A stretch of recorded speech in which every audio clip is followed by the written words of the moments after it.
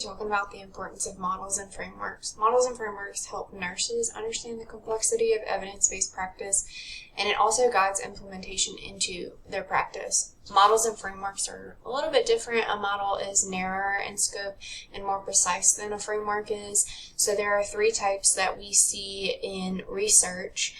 There can be descriptive, explanatory, and predictive. So they're almost like a map that you have to practice, and you have to collect the correct data and then put it all into evidence-based practice, and then just go over all that information again to make sure it's correct. So one of the frameworks is Rogers Diffusion of Innovation Framework. This has a lot of different steps, so it includes knowledge, persuasion, decision, implementation, or trial and confirmation. Knowledge includes a decision-making team who develops an understanding of change. So this might include like the CDC and their guidelines pertaining to maybe like a urinary tract infection and catheters. The CDC may say that urinary catheters should only be left in for no longer than 48 hours and only insert it when absolutely necessary. So we actually see this implemented today, but that is just an example. So pretty much the CDC decides the choices. Persuasion is another one, which includes the development of change based on the attitude. This might include like an in-service education that we see all the time at Carilion.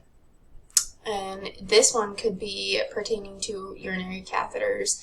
So education changes perspectives. And then the next one is decision. So decision rejects or adopts the change. Simply, statistics can play a big part in this.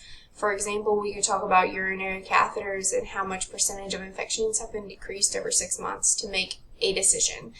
Implementation is to put the plan into place.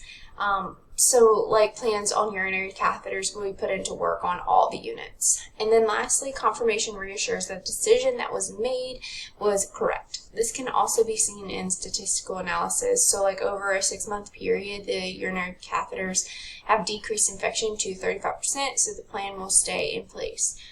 All these steps involved are important roles, and they reassure evidence-based practice, which try to benefit safety and assurance. So depending on what clinical trial you use in this framework would decide whether it would work beneficially or challenge the trial.